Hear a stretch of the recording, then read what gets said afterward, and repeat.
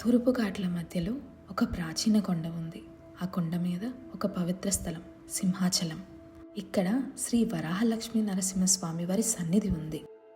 చాలా కాలం ముందు ఒక రాజు హిరణ్యకశిపు తపస్సు చేసి బ్రహ్మ నుండి వరం పొందాడు. ఏ రూపం నుండి ఏ ఆయుధంతో రోజు మరియు రాత్రిలో ఇంటి లోపల బయట కానీ తనకి మరణం రాదని, ఆ వరంతో అహంకారం పెరిగి తానే దైవుడినని అనుకున్నాడు.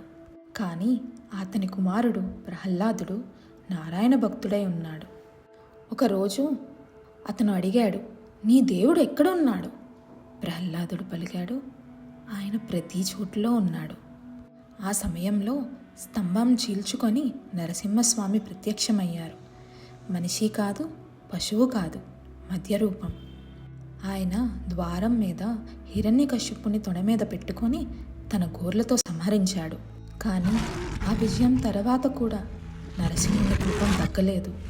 ఆ కోపానికి ముల్లోకాలు భయపడి లక్ష్మీదేవిని పిలిచారు.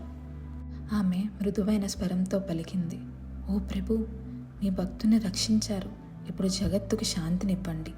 ఆ మాటలతో నరసింహుని కోపం తగ్గడం మొదలైంది. చాలా కాలం తర్వాత పురూరవ రాజుకి స్వామి కలలో కనిపించి ఈ కొండలో విగ్రహాన్ని కనుగొనేలా చేశారు. స్వామి రూపం ఉగ్రంగా ఉండడంతో పూజారులు చందనం పూసి ఉష్ణాన్ని తగ్గించారు. అప్పటి నుంచి ఈ ఆచారం ఇప్పటిదాకా జరుగుతుంది. అక్షయ తృతీయ నాడు చందనం తీసి స్వామి నిజరూపం భక్తులకు చూపిస్తారు. ఈ కథ మనకి చెప్తుంది ఏంటంటే, కోపాన్ని కూడా ప్రేమతో తాకితే అది శాంతిగా మారుతుంది. శ్రీ వరాహలక్ష్మీ నరసింహస్వామికి జై.